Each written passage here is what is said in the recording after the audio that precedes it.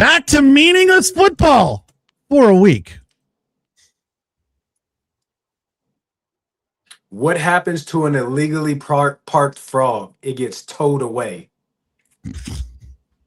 I can't beat that. I just can't. Hold on, I got to play the intro. Hold up. It's the Chargers Squad. Everything Los Angeles Chargers every week. Covering all the big hits and game-changing plays from the City of Angels. The way only the Locked On Podcast Network can. Get ready and squad up. It's the Chargers Squad Show starting now. All right, welcome in our midweek Locked On Chargers Squad Show on the Locked On Chargers YouTube channel, brought to you by Game Time. Download the Game Time app, create an account, use the code Locked On NBA, and you'll get $20 off your first purchase. IMP Fox, covering sports in LA dating back to 2007. Kenjon Barner, 10 years in the league, 3 rings. And Jim Daniels, covering sports in LA back to 2001, where we worked together at NBC Sports Radio. We're going to get into playoff scenarios today. A lot of comments from Jim Harbaugh after the Houston loss. Can Herbie put this team on his back and win it by himself? A playoff game, that is. And a comment from Jim Harbaugh about not being concerned about the playoff opponent. I don't know about you guys. I think that's a little too much coach speak. I look right now, the Chargers are the 6th seed, but more than likely will be the 7th seed. Here are the numbers if you are wondering. They have a 38% chance finishing as the 6th, which would mean they'd face Jacksonville, and they have a 57% chance finishing as the 7th seed. So all the teenagers are like 6 or 7. Great. Love that. I was trying to tell my wife this scenario today. My daughter just kept going, 6 or 7. Are you really 6 or 7? Really? 6 or 7? I'm like, oh my God, stop. So I feel like the 7's better, right? To face New England we talked about it after the game, Jim. It's a better matchup for them. Styles make fights and matchups make football games. I think it's a better matchup for them to face the New England Patriots. It is a better matchup, but it's Vrabel and what they're doing and him having them pumped up. And, do I want to take the worst matchup against a team that I would love to go smack in the mouth again because I didn't take them seriously the first time? I don't know. That's a real tough one for me on which one of those to pick. Fortunately, we don't have to pick. Right. It's just going to happen. Could be a wake-up call to face Jacksonville again, right, KB? Like, they 2 chips on their shoulder if they go face the Jags. I wouldn't mind Jacksonville at all. The hardest thing in the world to do in the NFL is to beat a team twice, especially a team that's not in your division that you are familiar with. You have a level of familiarity with. It's not the Denver Broncos. It's not the Kansas City Chiefs. It's not the Oakland Raiders, right? And so Jacksonville doesn't know the Chargers like they would know somebody within their division. But at the end of the day, it doesn't matter who you play, because guess what? If you win and go on to the next round, you got to play whoever's next. So at the end of the day, it doesn't matter. Line them up, put your shoulder pads on, buckle your helmet, study your playbook, get into the game plan, come out and execute. That's the bottom line. Because all those teams are good. Yeah. Here's some of the comments from Harbaugh about, all the stuff that's going on this week with Herbie sitting and other guys sitting. Healthy and winning. That's it, Harbaugh said on the Bolts' main focus. There's no way to predict. We're going on the road in the first round. All potential teams would be good, as you guys just pointed out. We got ourselves ready for that. Play the game, win the game, then find out where we're going. That's the objective.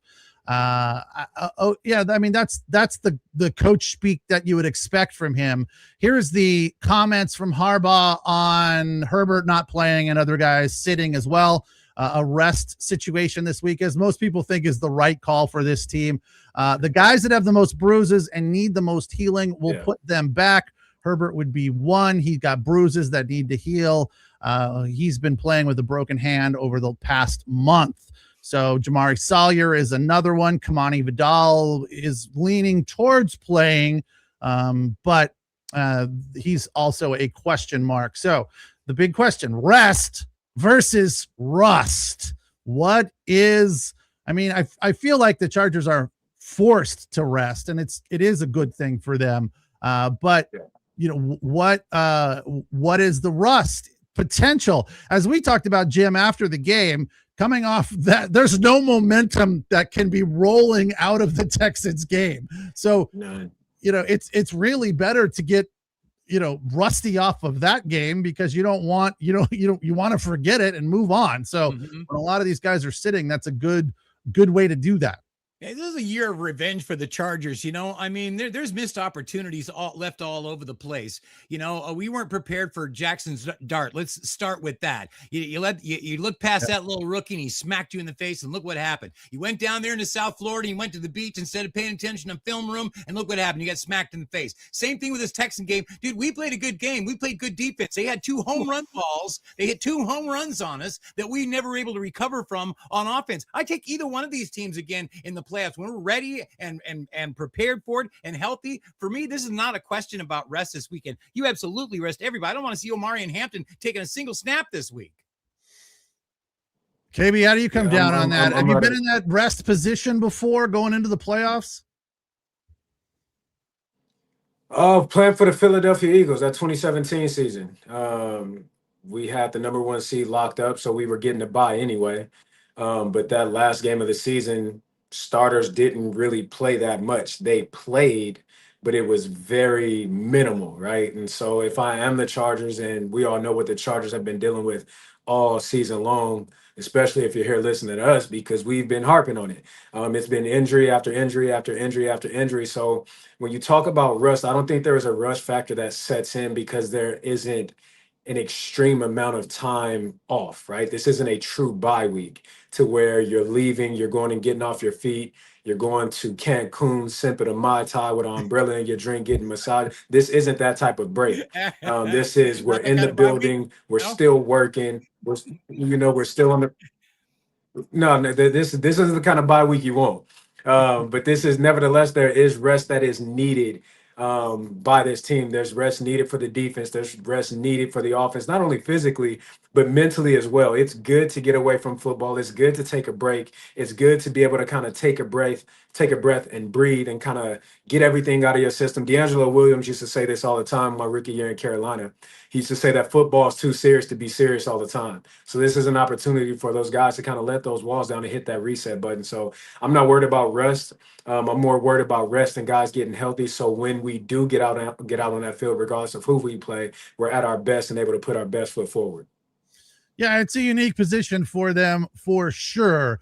Here's the thing that I look at coming away from that Houston game was, as Jim pointed out, as we talked about after the game, as Harbaugh harped on after the game as well, there were some uncharacteristic things that we did, but the grit, the fight of our team, can't wait to take it to this week and beyond into the playoffs. I'm proud of our team every week, and this past week was no different. Definitely some things to clean up, to put it mildly, and learn from, and we'll go about that this week. So you look at it, and this is a cliche to be sure. They played like crap in most phases and still only lost by 4. And you got a guy like Cameron Dicker who never misses. He was obviously due for a clunker and had a clunker and a half because he missed an extra point as well. And they were both, for him, chip shots. So that's not going to happen again. Maybe, am I out of line for wanting the kicking coach's head over this season? Is that too far? Is that too much? Special teams. It's not on him. I want to punter the average. It's not on the special team coordinator. That's on JK. That's not a coaching thing. That's a technique thing. That is a being calm, cool, and collective when everything around you is crashing down. That's a knowing your job and doing your job. That's not something that a coach can correct. At the NFL, one thing that's missing, I was actually having this conversation today, the developmental aspect of football is missing at the next level. Like, you get all your teaching, you get all your development done in college, but once you get to the NFL, you're expected to just know and to just be able to perform. So that's not a coaching thing. That's a player thing. That's on J.K. Scott, the missed field goals, clearly on Dicker, the kicker. But, going to the playoffs, you hit that, like I said, hit that reset button. And anything and everything that was done before come 0 week of the playoffs, it doesn't matter anymore. So get it out your system. All right, let's take the first break. It's the Locked On Chargers Squad Show on the Locked On Chargers YouTube channel, where you find David and Daniel Monday through Friday, breaking down what's happening in depth in the Charger universe. We come on after the game and midweek for you. Pete Fox, Kenjon Barner, and Jim Daniels. We'll be right back. All right, today's episode of the Locked On Chargers Squad Show is brought to you by Gusto. Let's be real. No one starts a business for the joy of calculating tax withholdings or managing payroll spreadsheets. That's where Gusto, or maybe it's Gusto. It's probably Gusto. Usually they give me a pronunciation explanation, but probably Gusto, not Gusto. I was putting a little too much Italian emphasis on it. It's Gusto. Spanish on that thing. Maybe some Spanish, right? Take the stress out of payroll, benefits, and HR so you can focus on running your business and supporting your team. Gusto is the all-in-one remote-friendly payroll and HR platform that makes managing your team simple, transparent, and fast. Whether you're hiring, onboarding, or paying employees, Gusto helps you do it all from one place without the hassle of hidden fees. Try Gusto today at gusto.com/lockedonnfl and get 3 months for free when you run your first payroll. That's right. 3 months free payroll at gusto.com, GUSTO/lockedonnfl. One more time. That's gusto.com/lockedonnfl. So the Chargers have a light week this week against the Denver Broncos. It'd be nice to win that game because, again, if they do, it'd be the first time in the history of the Chargers that they have swept the AFC West. So, I think we've seen it before in other sports and football where the B guys are playing because of situations like this, and they come in with an attitude and a hey, watch this. I'm gonna prove that I'm worthy of being on this team and worthy of being a starter, etc. And they come out and perform. The Broncos don't have anything to play for either. So it's a bunch of B guys, playing each other. So let's see who's got the better B squad. And I think it would be great if the Chargers won that game and, swept the West, the AFC West, and go into the playoffs on a winning note. But if they don't, it's fine. Nobody cares. It's like a preseason game, whatever. We'll still be here to talk about it afterwards, which is always a little challenging for us because the importance of it and the enormity of it is considerably downsized. So, you can't really focus on one play in a game like that, like we did with the Tar Heel Still call, which was brutal. That pretty much cost the Chargers the game, a phantom call. And it was funny in the I think it was the Rams-Falcons game. The opposite of that happened. It was a non-call on a clear PI. The referees have been getting a little heat in at least those two games. I'm sure in others as well. But we go into this one thinking, all right, let's stay healthy with the guys that are out there, because especially on the offensive line, we can't afford to lose anybody else. And having Jamari Sawyer sit another day, probably a good thing, because he sat last week against Houston, and I think that was a part of the reason that Herbert. I'm sure Harbaugh would love being called Herbaugh, right? I mean, that's his man crush right there.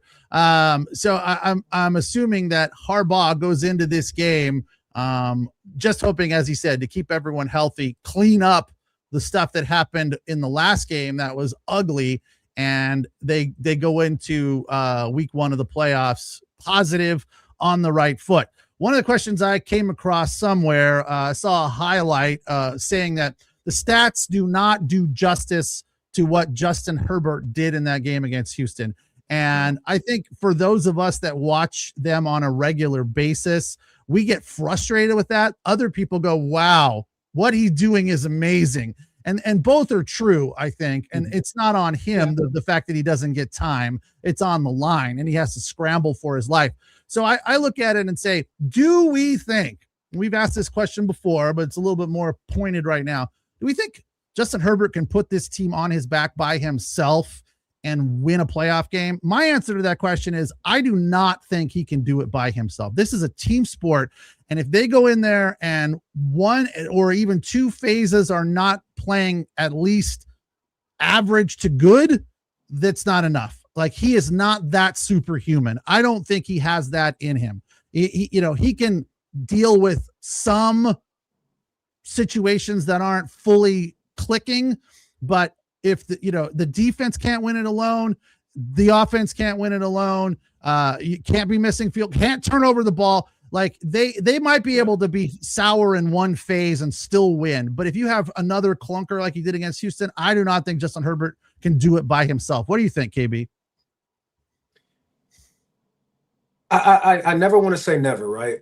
I'll go back to watching Herbert in college. I watched Herbert put Oregon on his back in a couple games and get the job done. So there is a trait in him that if it's needed, he can do it. Now, doing it at that level, the NFL level, is something completely different, right? This is a level where everybody's getting paid. This is their job. You would hope that everybody's watching film. The NFL is a completely different level. The greatest quarterback of all, Tom Brady. When you watched him, there were games where it just looked like nobody else was on that field. It just looked like it was him, and he got the job done delivering the ball, but he also always had a defense that was by his side. And so if there's an instance to where our defense does not show up, I think that completely eliminates any chance of Herbert being able to do that on his own and grabbing this team by the horns and taking them where he wants to take them. Does he have the trait to be able to do it? We have not seen it in the playoffs, right? Can he do it? I firmly believe that he can. Do we have the offensive line that would allow him to do that? That I do not know. We know what it's been all season long.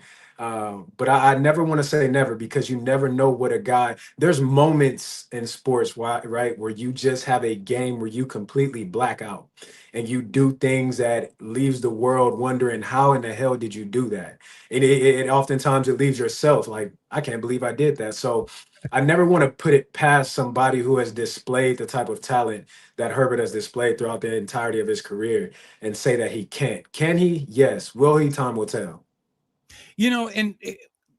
Throughout the whole season, what Herbert has done for this team is nothing short of Herculean. I mean, to say above and beyond what he's being asked to do in that position is not even close. Let's take a look. Who was the leading rusher in last week's game? Again, it's him. He's not supposed to be the leading rusher, but when the situation calls for it, and Kenyon, you mentioned this a couple of times, this is in his DNA. This is who he is. There's a 20-yard stretch of field in front of me, and I'm going to go get it. And I'm tough enough, even without my broken hand, to go get it. So, is he capable? Sure. I mean, the situations go right. Yeah, he could go for 6 touchdowns in a game and carry somebody. I don't want him to have to be in that position. I'd love to watch something like that, but it's not sustainable. You can't rely on something like that. But what he brings to the table every week, and this is why he has to sit this week, is because what he brings to the table is so important. The minute you take him out, he goes out with a twisted ankle or a hangnail. I don't care what it is. When he's on the sideline instead of under center, when we're on offense, we're doomed. We're in trouble. That's no disrespect to anybody. That's the fact that this is the MVP of this team without question, and he's got to be healthy and upright to be able to do his thing. Let me add one more little thing too. Is like, we all do a lot of shows and talk to a lot of people from week to week. Every time the Chargers comes up in the football worlds that I come in, the first thing out of their mouth, oh, the Chargers aren't going anywhere with that offensive line. Everybody, first thing out of their mouth, Herbert's running for his life back there every single week. That's the first thing out of other people's minds that aren't watching it every single week like we are. So, I mean, just that's what the problem is. The guy's running for his life back there, and the offense isn't operating and running the way it's supposed to. Jim and Pete, listen, I would absolutely love for that to have to happen, right? Just because of the narrative that has been painted about Herbert in playoff moments, right? He can't get it done in the big spots. He doesn't play well.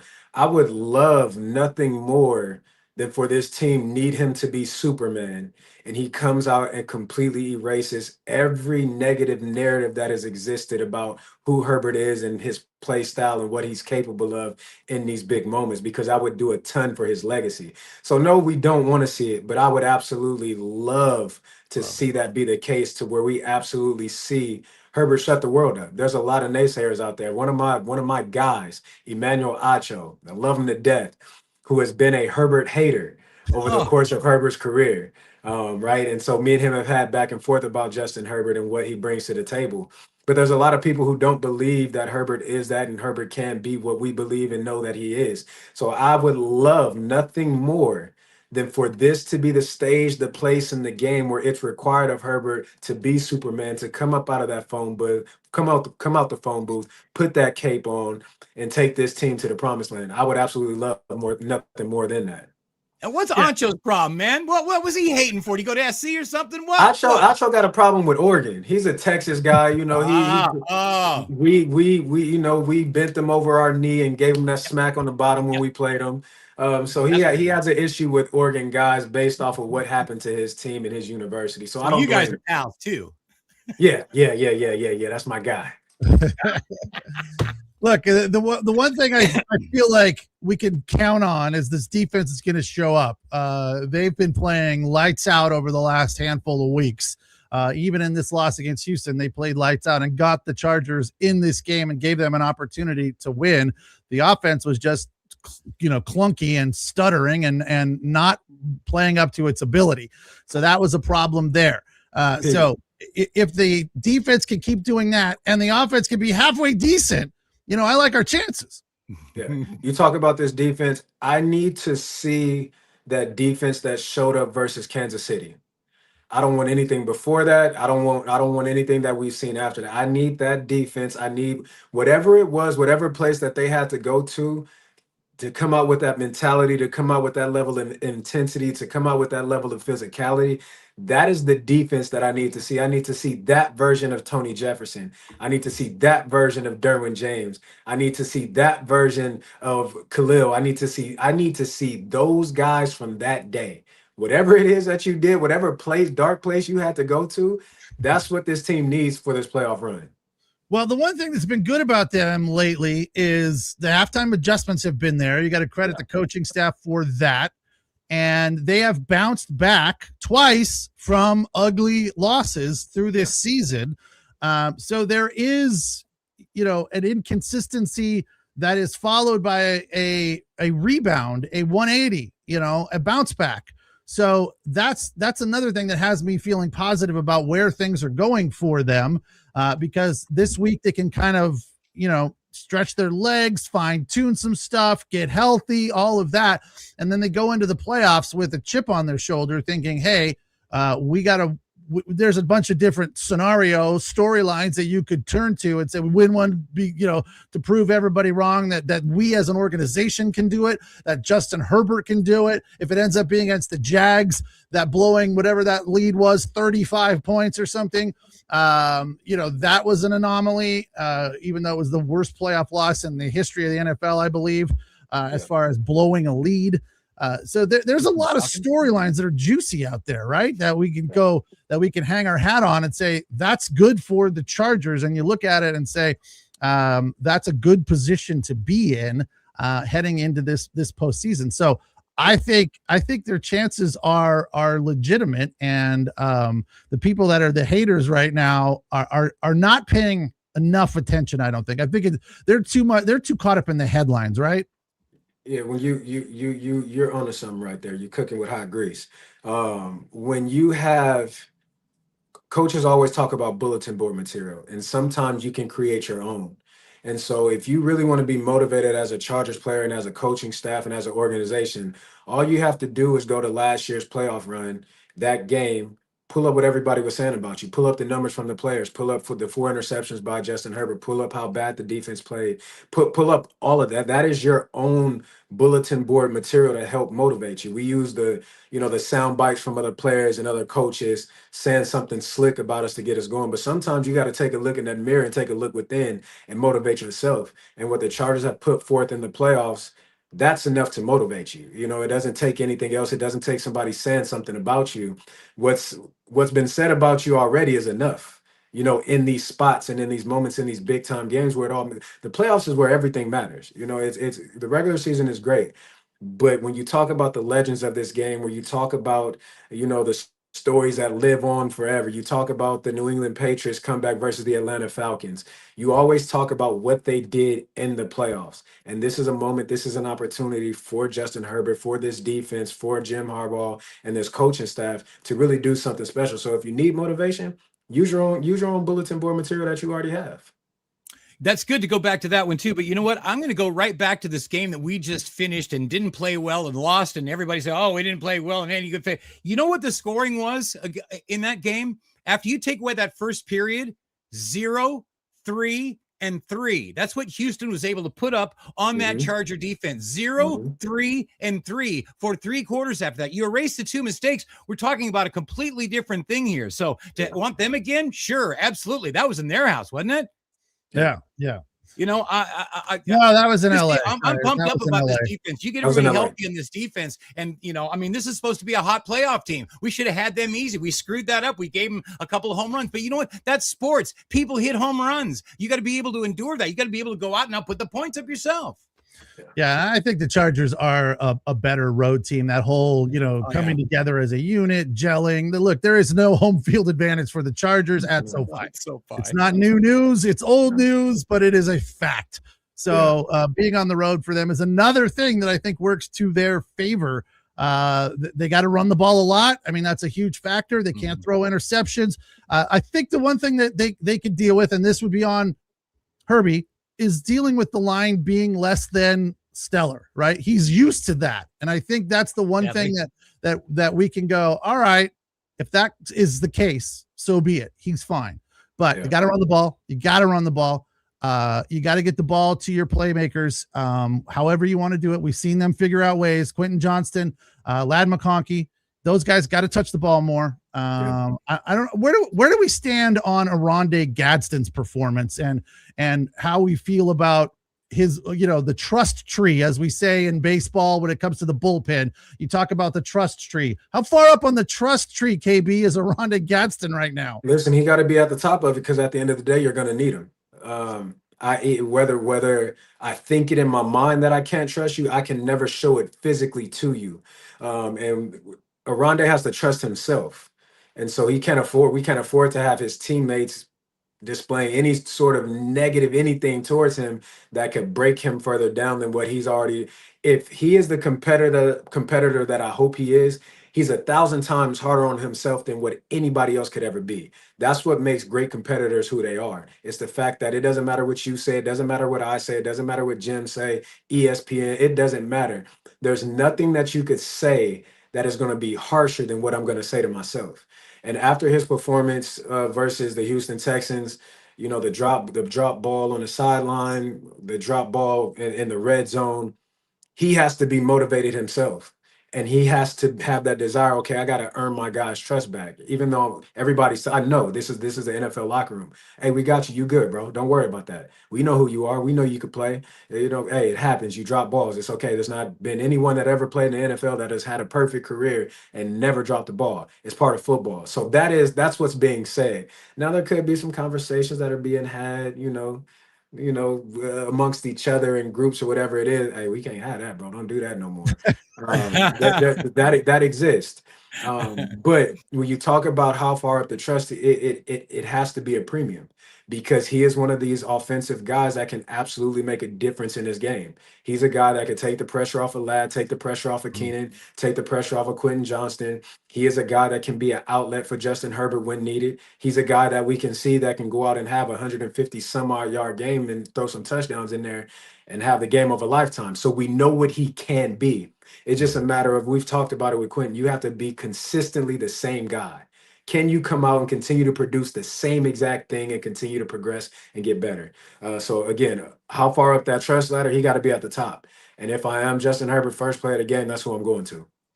I don't know that you're totally right about that comment there, KB. I don't think Jerry Rice ever dropped a ball. I didn't. You don't think so? Now listen, I'm a Niner fan now, so I grew up in them Terrell. I never saw him drop one anyway. JJ Stokes days. So I might have seen something. We need him. He was a force to be reckoned with early on and caught defensive teams' attentions, and as somebody that they had to work into their game plan, something they had to deal with. He knows more than anybody what he did. He knows that he turned a touchdown into a turnover, and that was a big contributing factor to why they didn't win the game, because they came up a little bit short. Well, they came up short, period, in the offensive department. But no, like we've said this before too, the group of rookies on this team have been difference makers week in and week out, and he's no different. You know, he's got to be in there, and I wouldn't be surprised, like you said, KB, to go to him very first play.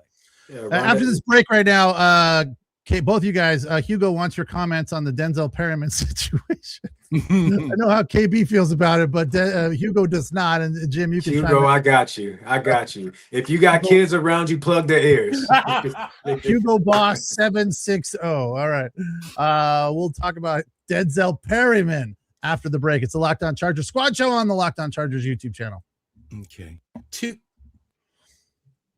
All right, today's episode of the Locked On Chargers Squad Show brought to you by Prize Picks. Whether you're starting a new routine this year, jumping into player projections for the first time, trying something new can feel like a challenge. But with Prize Picks, it's always good to get in on the action, and it's good more than anything with Prize Picks to be right. With high-pressure football matchups every weekend and elite hoops action almost every night, the action never slows down, and Prize Picks lets you stay in control. Prize Picks is the daily fantasy app that makes watching sports even more exciting by letting you build lineups based on player projections. No drafts, no waiting. Just pick more or less on 2 to 6 players and their stat projections, and you are on your way. The other thing that is great about Prize Picks, they have a lot of cool features. Getting signed up is easy. Getting your first deposit in is easy. And getting paid when you win is easy. And they have live betting, which is so much fun. So that's when you're really into a team and you know their tendencies and what's happening, and you could follow a player's trend, whether it's up or down in the middle of the game, and you get in on the live action. And in order to do that, you got to download the Prize Picks app today. Use the code LOCKEDONNFL to get $50 in lineups after you play your first $5 lineup. That's Locked On NFL, $50 in lineups after your first $5 lineup. Prize Picks, it's good to be right.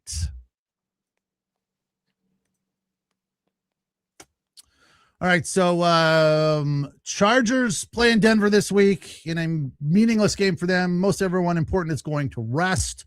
Denzel Perryman, I think, is out of that game. His suspension was for 2 games. 2 games. That was Houston and Denver.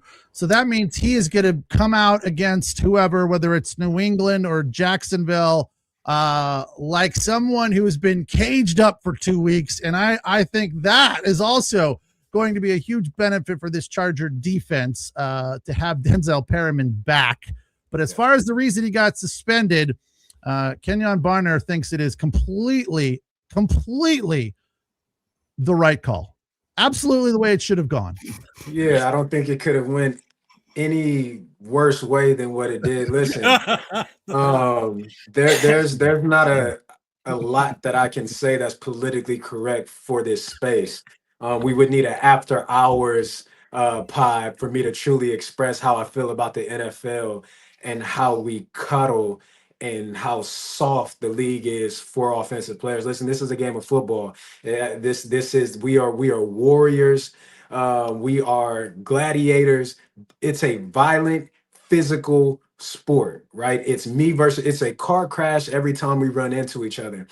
I said it earlier when it came to Tony Jeff about his hit that he got kicked out for. As a defensive player, it is completely unfair for me to have to be able to control my speed at full speed, be able to control my body and where my head is when majority of these receivers turn into absolute wet blankets. Nah, I'm not gonna do it. I'm not gonna go there. Listen. They a lot of these receivers turn into wilting flowers. Yeah, wilted flowers, wet paper towels, wet cotton balls. However else we could say, they turn soft when they see contact coming. They fold up, they go into the fetal position, and you're expecting a defensive player to then put himself at risk of injury, stop what he's doing, and adjust to this coward that's going to the ground. I absolutely hate it. I think it's a terrible there wasn't a penalty thrown in the game on Denzel Perryman for unsportsmanlike conduct, personal foul, helmet to helmet. There was absolutely none of that. So for the league office to then come back and suspend him, cost him 2 games worth of money, taking food out of his children's mouths, I absolutely hate it. I hate how soft football is becoming on every level in regards to promoting offensive football. Everybody says it's about safety, but no, this is strictly to protect people that put points up on the board. That's the bottom line. Yeah, okay, we care about concussions. You can never stop concussions. You won't be able to stop it. Guys are getting bigger, stronger, faster as time goes on. And these are human beings that are 240 pounds running 4.3s and 4.4s, running full speed into each other. It's just not going to happen. Allow these dudes to play football. Stop expecting a defensive player to give way to an offensive player and essentially look bad on film. So I hate it. Yeah, I hate it. I hate it. I think it's a terrible thing. I think the league is out of pocket for what they did. I'm gonna do one of those Christmas light commercials that you saw all the ditto. Because you're taking the football out of football. I'm not real pleased with the fact that flag football has found its way into the Olympics. This is supposed to be a sport of gargantuan, expectations, or the greatest in the world. Really, we're going to play flag football in the Olympics? Is this where we're going? Is this what the world would rather see? Is people run fast and jump and leap like ballerinas and trying not to get their flag taken away from them? Is it because that's where we're going? Ask anybody who played in this game. Ask the Bradshaws, ask those guys what a head slap was all about. That was some guys, defensive lineman's first move was to smack the offensive lineman upside the head to get him knocked off balance so he could get past him. Yeah, the game is going to change, but you can't take tackling out of it. That was a great tackle. I thought that was a great stick. And I see people hitting the head and concussed and people spearing all the time and nobody ever throws a flag. So my big beef with all of this is consistency. You're not able to give us a consistent thing from game to game. And it's not necessarily a crew thing either. It's, I don't know what it is. If I knew what it is, I'd be a millionaire because I could fix it. But consistency is the problem. But you know what it is. I'm a go left, but I promise I'm gonna come back home. Just stay in the car with me. So little detour. Right, in the legal system, when a guy gets in trouble for a crime that he commits, 9 times out of 10, all the time that he gets in prison is not for the specific crime that he committed, but it's for all of his priors that are attached to him, everything that's on his record, that all catches up to him. Yeah. So when you have a guy like Denzel Perryman, who is known as a thumper around the league, his priors then come into play. So I highly doubt it was just based off of that game and what they've seen in that game, but the fact that Denzel Perryman has been an absolute nightmare when it comes to hitting dudes. I played with him. I know how hard this dude hits. This is not a dude that you want to get hit by, and this is a dude who gets his rocks off on trying to crack somebody's helmet. That's just who he is. So it wasn't anything in that particular, well, clearly it was something in that game, but it wasn't that game that got him suspended. It was who he's been throughout his entire career. Yeah, I think the biggest thing about this situation with Denzel Perryman and other guys that I think it's overlooked a lot of times is I'm frequently surprised and amazed at the adjustments that defenders have made through the rule changes over the last whatever it is, few years. It's not as if they're just like, screw it, I'm going balls out anyway.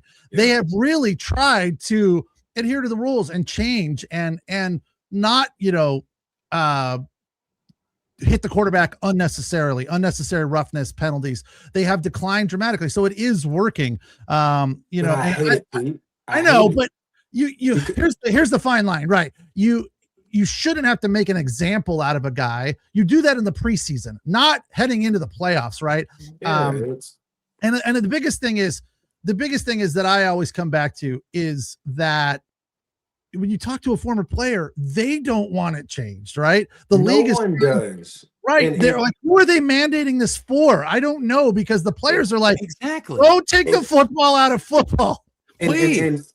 And to a certain extent, there are some former players in these positions that are contributing to the ruling that's coming down. So that's the part I don't understand. It's a whole nother conversation. But I think there's a reason why they continue to find guys the way that they find them. But we won't go there. I won't get into the category of saying that there's a script. I won't go that far. But like Pete, when you do this, you're changing football. You're changing the game. You're taking football. You're telling defensive players, put yourself at risk for the betterment of an offensive player. Like we talked about this earlier in the season. There should never be a point. When I played my early years playing, and even before I got into the league, there was a fear that was instilled by defensive players, right? You should never have seen Pat Mahomes faking as if he's going out of bounds and completely running through a corner in Dante Jackson. That's just not something you would have seen if a defensive player was able to be a defensive player. If I was able to go up and make the hit that I should be able to make a hit on an offensive guy, but I can't. So now I have to put myself at risk. It's an unfair event. I firmly believe that defensive players, DBs, paid players in the NFL because of all of the rules that they have to adhere by in order to be successful at their job. Yeah, it's tough. There's no doubt. But to me, it's common sense more often than not. You watch it and you go, was that guy trying to hit him hard? Was he trying? I mean, we've seen guys on the Chargers, Deshaun Hand. There was a couple of weeks there where he was, smacking people in the head he was Deshaun handing people. And we're like, yeesh, calm down, right? He was getting a little aggressive. You could look at it and go, that was intended to be these guys, the heat of the moment. They get caught up in it. They do something that they know is wrong, but you can't stop yourself. In that particular situation, as you said, there was no penalties called. That's where I always come back to. How do you fine a guy and suspend a guy when there were no penalties called during the game? That's the toughest thing to kind of process. But AD wants to talk about Herbo making film, carrying 300-pounders and gunslinging all over the place. Look, we talked about that at the start of the show, AD, that's what he's needed to do. And whether or not that is going to be required of him going into this playoff game. And the good news is that he's capable of it and he's confident about being able to do that. Do we hopefully, like as Jim pointed out, hopefully we don't need that, right? That's the bottom line. Let's run the ball 25 times. Let's get a fantastic or more, a fantastic performance out of Kamani Vidal and Omarion Hampton, and get the ball to these receivers however we so choose in quick little outs. And I think that's the kind of thing that this game plan should look like for this Charger team. I can't get past. I love the fact that QJ had the QJ is a terrible nickname abbreviation. I'm sorry I said that. Let's rewind. Quentin Johnston getting the ball 5 times. I love that. But Lab McConkey, 1 reception. Keenan Allen, 1 reception. That can't happen. No. It's impossible to make everybody happy. But you've got to run the ball. And KB and I are somebody that are always beating the drum that, this is the basis of what our offense needs to be. We need to be able to establish a line of scrimmage, and you need to do that with your running game, right?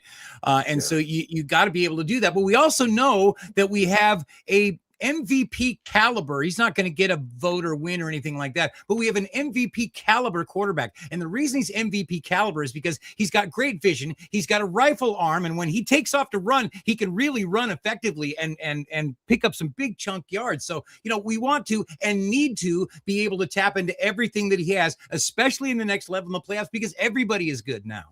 Here's an interesting point for both of you guys. Go ahead, KB. I got to look up something here real quick, but here's an interesting point that one of the commenters brought up about the Patriots. I'll run it past you after you make your comment here. Does it have to do with a particular receiver? It does indeed, yes. And a guy by the name of Christian Barrymore, defensive tackle. The Patriots are in some trouble. Here's CZ says, Patriots falling apart with all their arrests. Too bad we play the Jags. Well, nothing's guaranteed. Nothing's signed, sealed, and delivered yet, my guy. Yeah.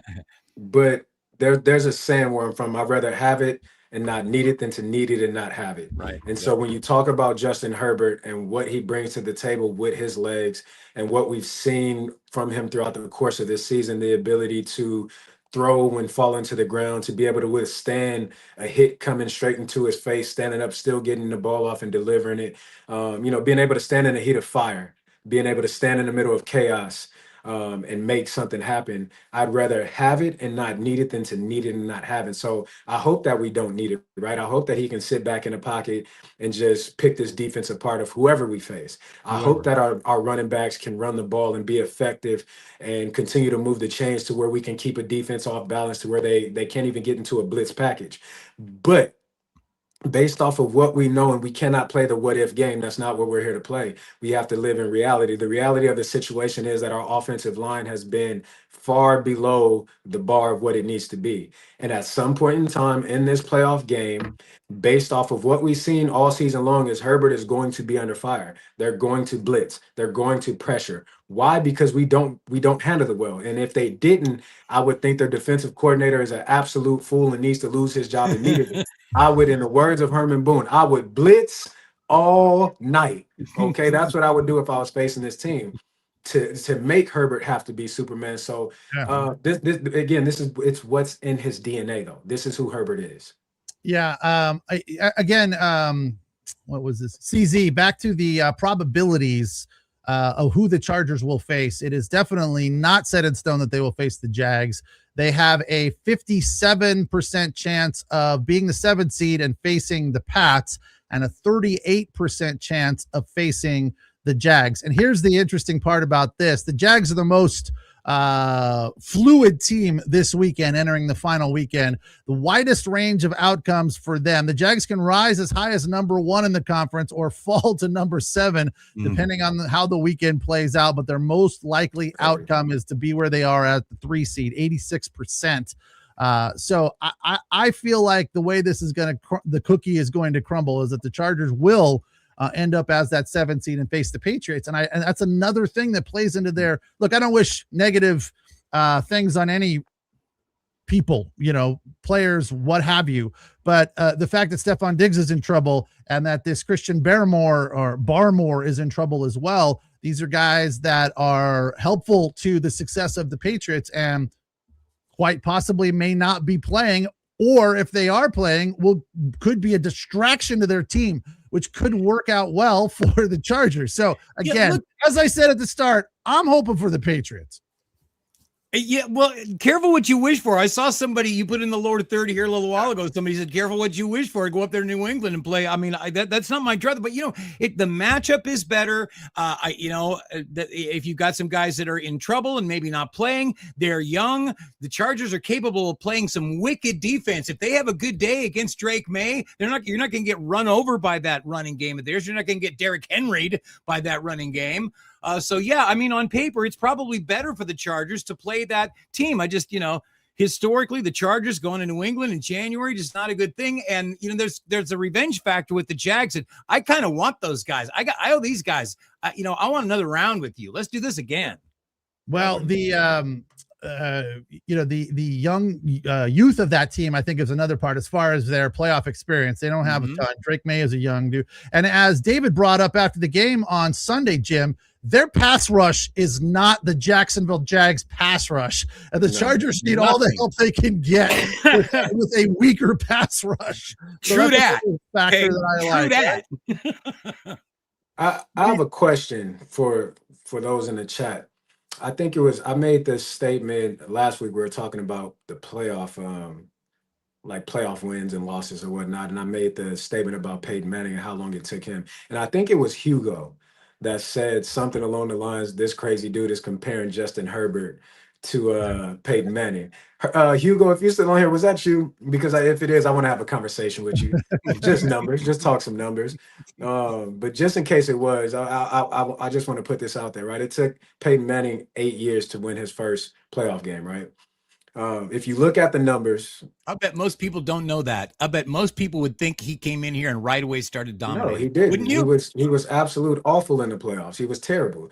And so I'm not talking about what Peyton Manning turned into over the entirety of his career, right? Or where we regard him now at the end. I'm talking about that these 2 points in their career, this is what it was. And so when you look at passing yards, Justin Herbert had 24,820, somewhere around there, 65 yards short of where Manning is through 6 years in his career. 163 total touchdowns, And that's more, I think Peyton Manning had where to go. Don't do that. Don't do that. Okay, here we go. Okay, so Peyton Manning had 161 total touchdowns and 24,885 yards passing. So when I talked about Peyton Manning, it's not that far off, right, of where they were standing in year 6 of their careers. And so again, we talk about playoffs wins and all the greats struggle. Not everybody's Tom Brady. Not everybody comes in, gets their first start, and goes and wins a Super Bowl in their first year. That's just not the case. But I think it was you, Hugo. So I had to bring some numbers, you know what I'm saying, to let you know that at year 6, Herbert was, if not equal to or slightly better in some aspects when it comes to Peyton Manning in year 6.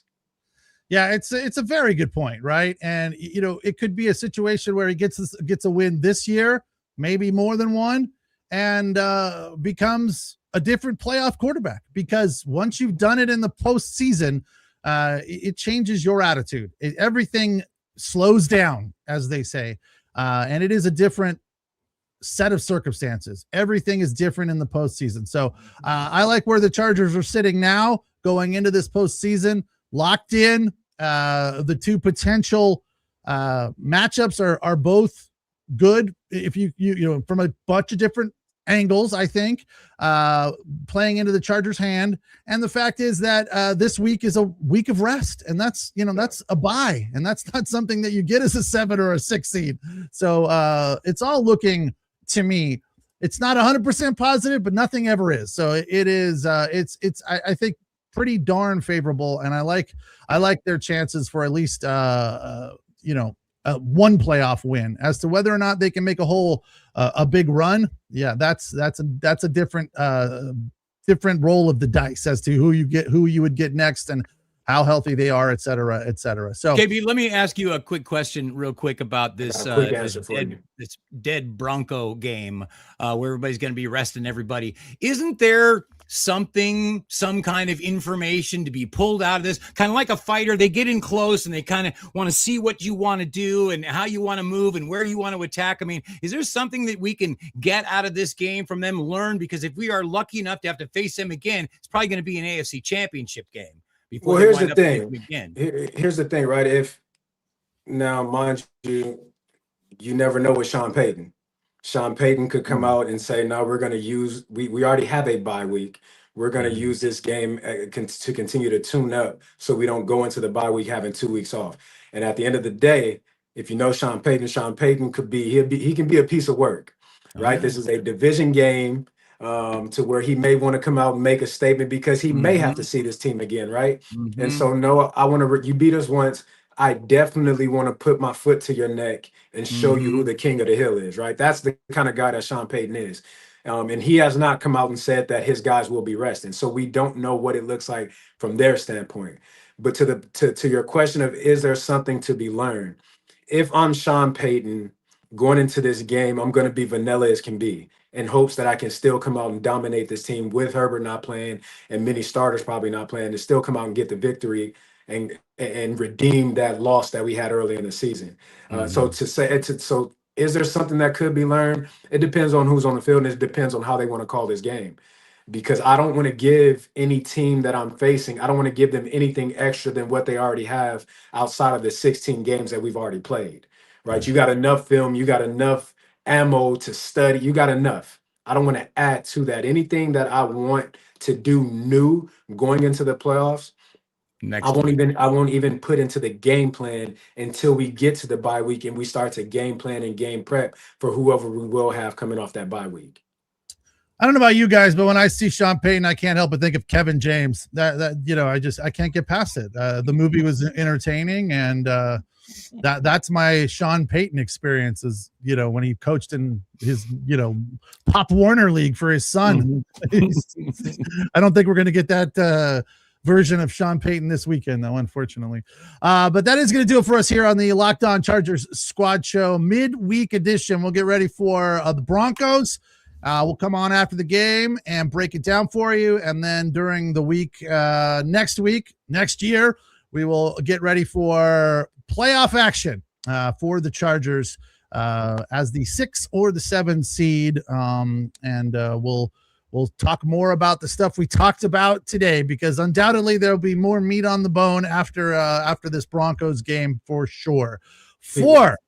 Go ahead. What I got it. Hugo said it wasn't him, so I got to apologize. If No, it wasn't you, Hugo. Hugo, I know it. Listen, I know it was somebody. I was in the comments last week, so I know it was somebody. Okay, so Hugo, it wasn't you. I apologize, but for whoever it was, Yeah. I brought numbers to you. Okay. Yeah.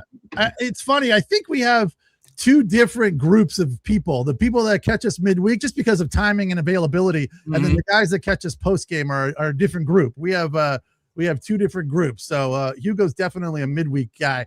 Well, thanks to all of you, though. Yeah, appreciate you guys watching and listening and all of that as well. For Kenjon Barner, 10 years in the league and 3 rings, and Jim Daniels, I am Pete Fox.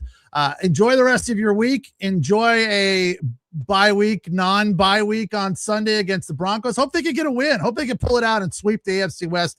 That would be huge. We'll be back right after that game to break it down for you. So enjoy the rest of your weeks. Thanks for watching. Thanks for listening. New Year, Happy New fellas. Year. Happy New Year.